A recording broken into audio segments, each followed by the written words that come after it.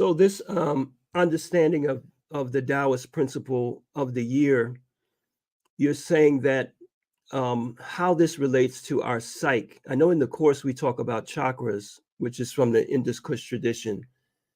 And in the Taoist tradition, you're speaking about the Gua. And earlier you related it to the meridian channels within the body. Does that give us an opportunity to do work basically with herbs or acupuncture or qigong or some other methodology to influence how this energy affects our energy meridians? Well, it gives us not only the opportunity to work in that manner, it gives us, it lays the foundation for truly holistic practice. It's an holistic approach to life. You see that? One of the great things that the Taoists, have done, and sadly enough, the Chinese government has kind of like pushed back on Taoism and embraced Confucianism instead. You see? And even TC and traditional Chinese medicine, has been separated from the Taoist, foundation. You see? So the thing is that the Taoist, or the classical Chinese medical approach ties right into so-called Chinese astrology, which is not really it's not really an astrology. It's a cycles tracking system. You see that? It tracks the cycles that governs the faculties through which we function. You see that?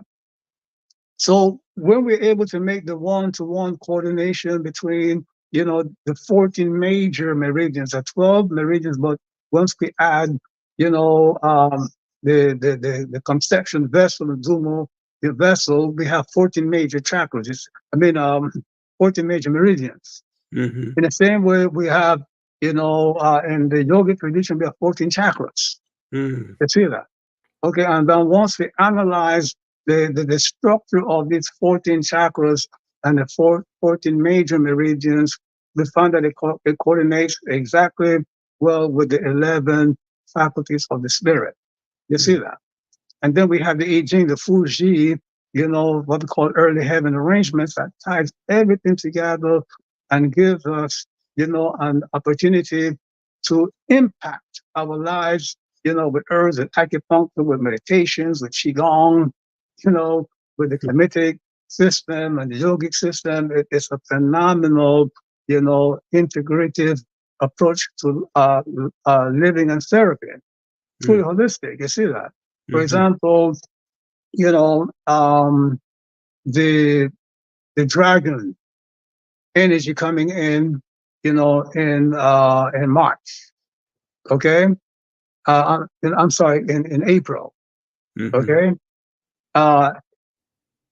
Is controlled by the rabbit energy of this year. You see that? Because the rabbit energy controls, both, the dragon and the tiger. Those are the yang forces, you see, of the wood energy. The wood energy, the energy that enables us to accomplish our goals. You see that? The Chen, Gua in the I Ching. So once we put all of these things together, we have a system where we can do I Ching readings and translate it into Qigong practices, translate it into Chinese, prescriptions, dietary prescription based on the 5 element theory, more than a theory, and so on. And so in this course here that we have for this winter, we are laying the foundation, for the 4 major spiritual and psychological cultivations in our lives. You see that? Every quarter, okay, there is, a major set, of faculty that govern our lives that we must cultivate, according to the law of cycles. You see that? And one of the most important understanding of spirituality and religion is that, it was quoted by Ezekiel, or in the book of Ezekiel in the Bible, where it said there's nothing new under the sun, meaning everything is the recurrence of a cycle. Every single thing, animate or inanimate, occurs on a cyclical level. You understand that? Meaning that, an oil well will produce a high yield and a low yield in a predictable cyclical, manner. You see that? Let's say if an oil well could, I think it's on a 9.6 year cycle. So every 9.6 years it hits a high, and then the other half of 9.6 it hits a low, and comes back to 9.6 again and hits a high.